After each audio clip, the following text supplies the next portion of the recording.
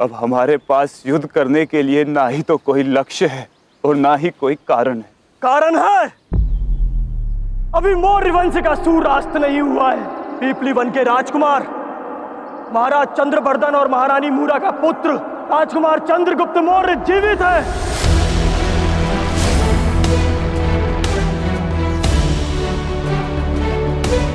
क्या राजकुमार जीवित है? हाँ, 12 वर्ष पूर्व पीपली वन के राजमहल से मैंने ही राजकुमार को दूर भगाकर सुनिश्चित किया था कि मौर्य वंश का कुल दीपक जलता रहे। मैं साक्षी हूं उनके साहस का, उनके पराक्रम, उनकी दयालुता का। मैंने उनकी आंखों में वही तेज देखा है जो महाराज चंद्रवर्धन की आंखों में देखा था। उनकी आंखों में वही करुणा है जो महारानी मूरा की आंखों में सदैव देखी है। दुष्ट धनानंद के प्रति इस क्रांति में हमारा नेतृत्व वही करेंगे। हमें आप पर पूर्ण विश्वास है सेनापति मत्सल देव। आप सदैव अपने वचन के पक्के रहे हैं। यदि आप कह रहे हैं कि राजकुमार जीवित है तो वो अवश्य ही जीवित होंगे, किंतु धनानंद के विरुद्ध इस क्रांति में हम उसी का अनुसरण कर सकते हैं जो हमारे समक्ष हो। कहां है हमारे राजकुमार? वो आएगा, लहरों को चीर कर आएगा।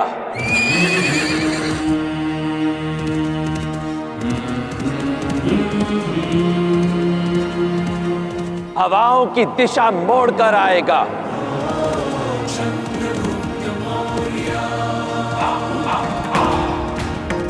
जो मगध और समस्त भारत में फैले अंधकार को मिटाकर एक चंद्र की भांति उदित होगा और बनेगा अखंड भारत का भावी सम्राट।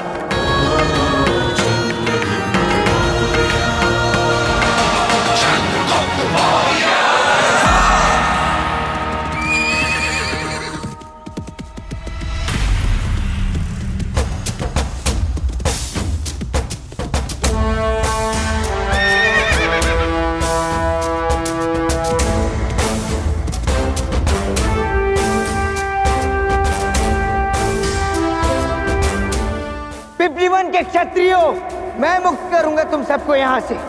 मैं दूंगा तुम सबको आशा की किरण। ये मेरा वचन है तुम सबसे। दास,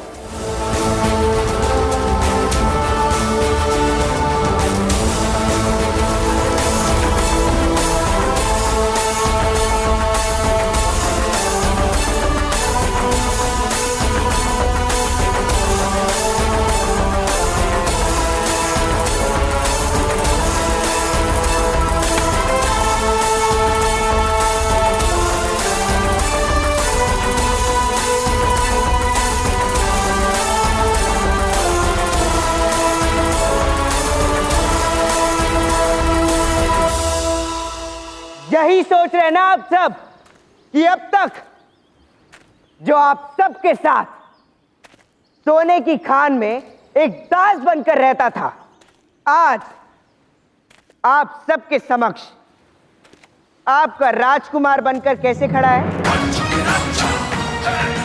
किंतु यही सत्य है, मैं ही हूं सम्राट चंद्रवर्धन मौर्य और महारानी मूरा का पुत्र चंद्रगुप्त मौर्य। चंद्रगुप्त मौर्य।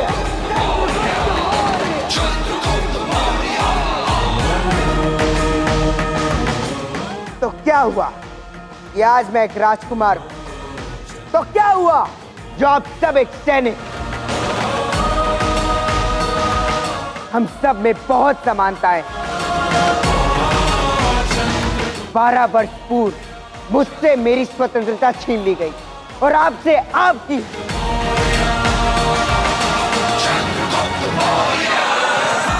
बारह वर्षों तक आप उस सोने की खान में तपे, अपने रक्त, अश्रु और श्वेत को वहां की माटी में मिलाया।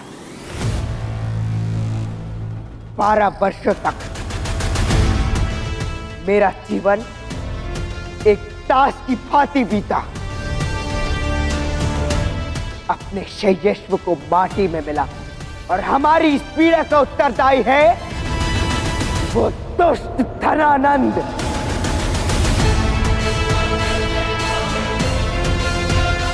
घोर अंधकार को समाप्त करने के लिए प्रकाश की केवल एक ही किरण पर्याप्त होती है। और हम सबका ये सौभाग्य है कि हमें तासत्व के उस अंधकार से मुक्त कराया। इन्होंने आचार्य चाणक्य, जिन्होंने मेरे उस तासत्व के अध्याय को समाप्त किया और आरंभ हुआ उस अध्याय का जिसका समापन केवल तभी होगा जब हमारा खंडित राज्य एक अखंड बनेगा।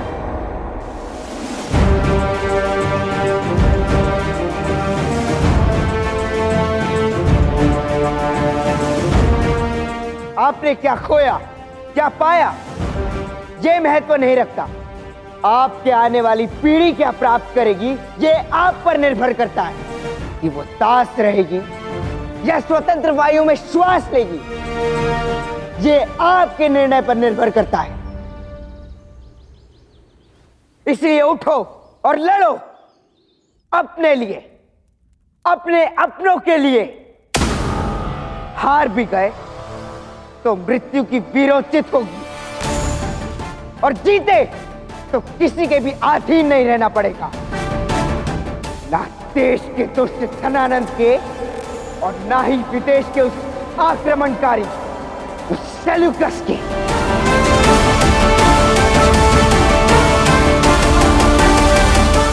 आज मुझ में आपका नेतृत्व करने का साहस है, क्योंकि मैंने आपके साहस की कथाएं सुनी आपकी महारानी मूरा के मुख से।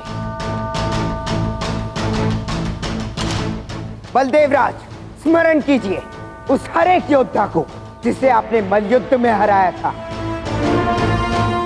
अग्निमुख, स्मरण कीजिए अपने खदक के दोधारी शक्ति का।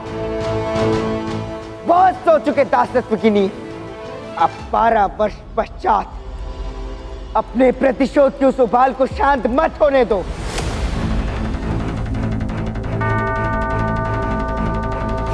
किंतु अब हम स्वतंत्र हैं और लड़ेंगे पिपली वन के लिए, हर भारतीय के लिए, हमारी मातृभूमि भारतवर्ष के लिए।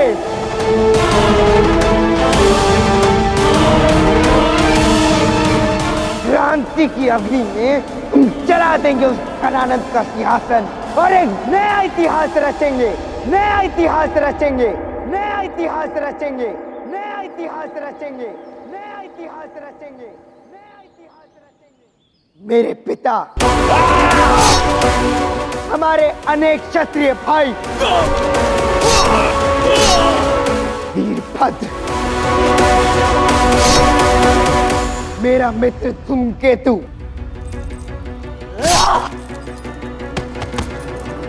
और मैत्री,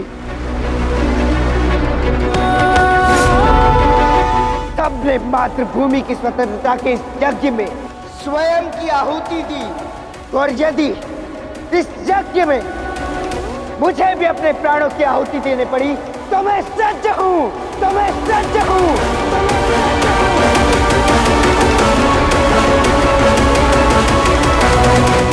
अब मैं आप लोगों से पूछता हूं, क्या आप अपने राजकुमार के नेतृत्व में युद्ध करने के लिए सज्ज हैं? यदि हाँ, तो कहो मेरे साथ, ना मृत्यु से भय, ना जीवन से प्रीत। विजय या वीर गति, जय पिपली वन की, विजय या वीर गति, जय पिपली वन की, प्रीत, पिपली वन की, मौर्य वंश की, राजकुमार चंद्रगुप्त मौर्य की जय, मौर्य वंश की जय, मौर्य राजकुमार की जिस शिखा का तूने आज अपमान किया, मैं उसी शिखा की शपथ लेता हूं कि तेरे नंद वंश का समूल नाश कर दूंगा। धनानंद, तुझे इस सिंहासन से उखाड़ कर यहां एक योग्य शासक को बिठाऊंगा, योग्य शासक को बिठाऊंगा। तुम्हारे जीवन अध्याय की काल रात्रि प्रारंभ होती है धनानंद।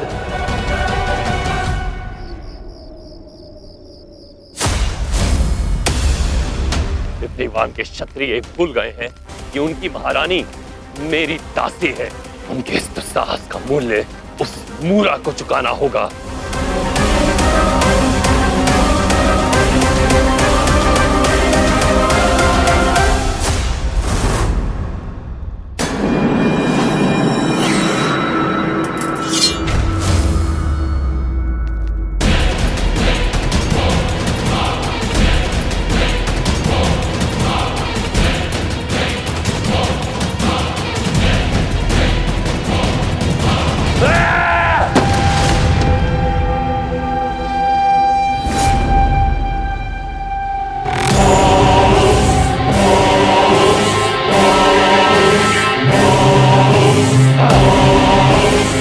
सम्राट, भले ही मुरा कई बार आपके विरुद्ध खड़ी हुई है, किंतु पिछले 12 वर्षों से आपने उसे अपनी पैरों की जूती के नीचे दबा कर रखा है।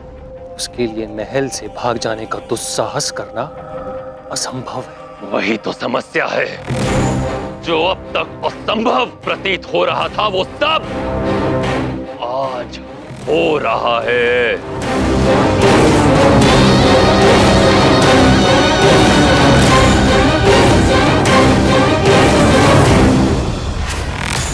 यहाँ जड़ित पीपलीवन नरेश चंद्रवर्धन की तलवार और अंग वस्त्र कहाँ गए?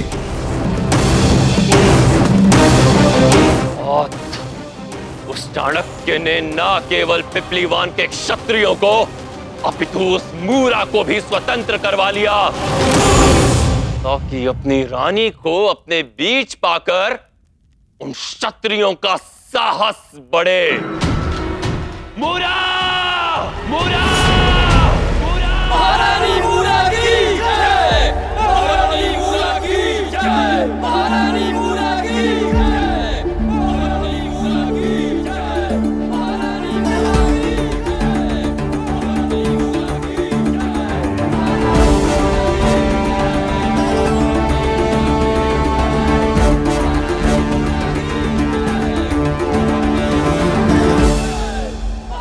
मूरा की जय!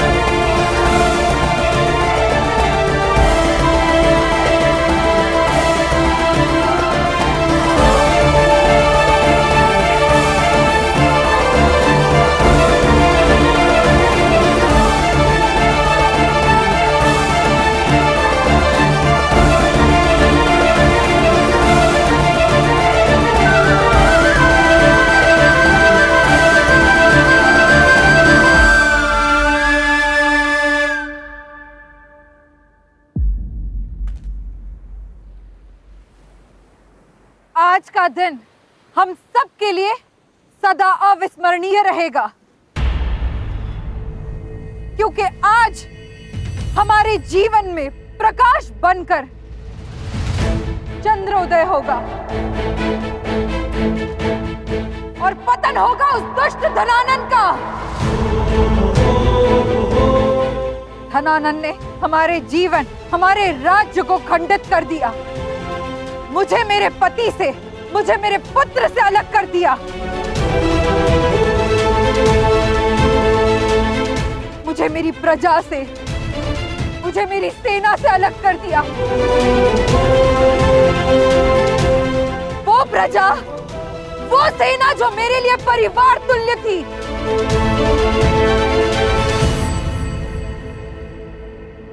किंतु 12 वर्ष पूर्व जो टुकड़े बिखर गए थे वो अब पुनः मिल गए हैं और अब ये अखंड परिवार एक अखंड भारत की प्रबल और सशक्त नींव रखेगा। मेरा पुत्र, आपका राजकुमार आचार्य चाणक्य के साथ मिलकर एक स्वर्णिम इतिहास की नींव रखेगा।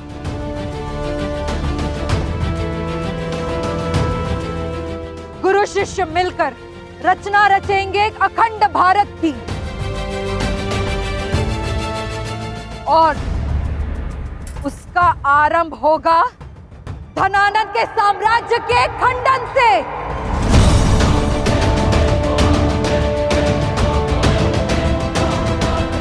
शत्रु हो खंड खंड, ओ श्रेष्ठ मेरा भारत अखंड। शत्रु हो खंड खंड, हो श्रेष्ठ मेरा भारत अखंड। शत्रु हो खंड खंड, हो श्रेष्ठ मेरा भारत अखंड। शत्रु हो खंड खंड, हो श्रेष्ठ मेरा भारत अखंड। जानना चाहते थे ना किसका चुनाव किया है मैंने तुम्हारे पतन के लिए? कौन होगा अखंड भारत का भावी सम्राट? तो सुनो धनानंद, मेरा शिष्य भी मेरी ही भांति हठी है, और उसके प्रयास तब तक नहीं रुकेंगे जब तक वो तुम्हारा अंत नहीं कर देता। चाणक्य, तुमने किसे चुना है मेरे विरुद्ध? कौन है वो?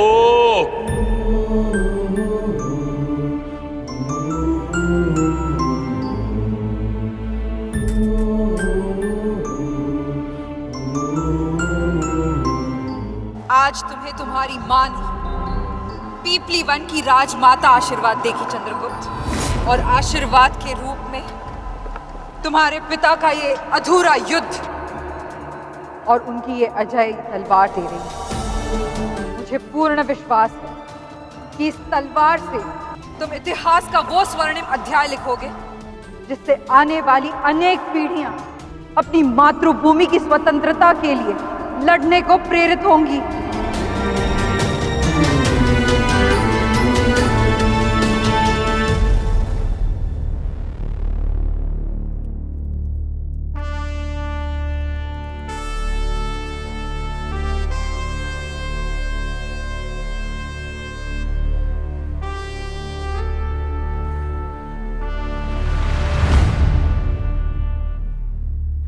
स्मरण रहे चंद्रगुप्त, ये आशीर्वाद केवल पीपली वन के राजकुमार के लिए नहीं है, और ना ही ये पीपली वन के भावी सम्राट के लिए है। ये आशीर्वाद है उस विश्वास का, उस शौर्य का, जो यहां उपस्थित प्रत्येक क्षत्रिय की धमनियों में लहू बनकर दौड़ रहा है। इस आशीर्वाद को एक संकल्प के रूप में लेना और इसके प्रति अपनी निष्ठा बनाए रखना। तुम्हें एक दृढ़ प्रतिज्ञा करनी होगी चंद्रगुप्त मौर्य।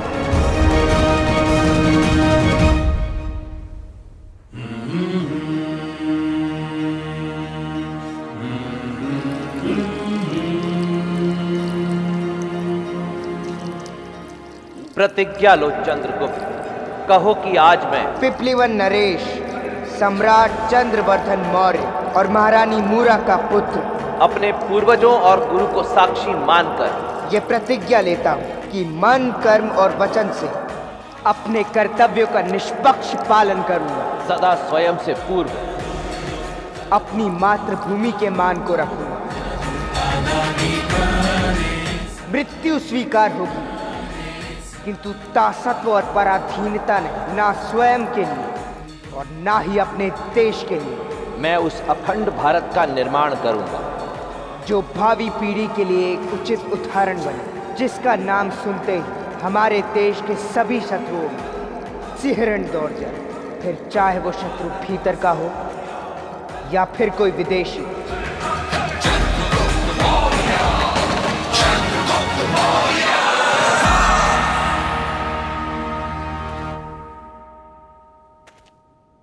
मैं चंद्रगुप्त मौर्य करूंगा अखंड भारत का निर्माण, अखंड भारत का निर्माण।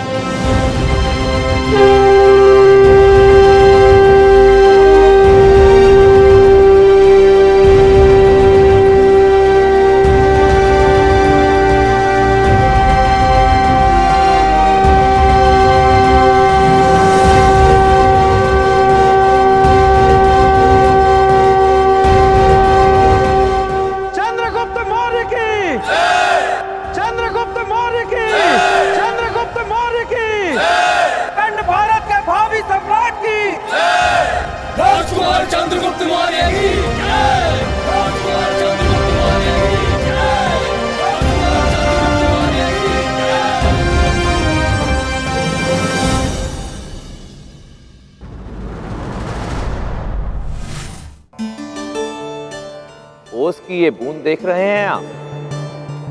अपने आप में इस बूंद के अस्तित्व में इतनी योग्यता भी नहीं कि किसी की प्यास बुझा सके।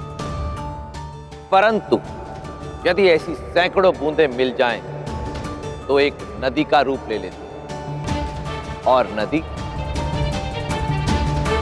सागर का, और सागर से ही जीवन की उत्पत्ति होती है।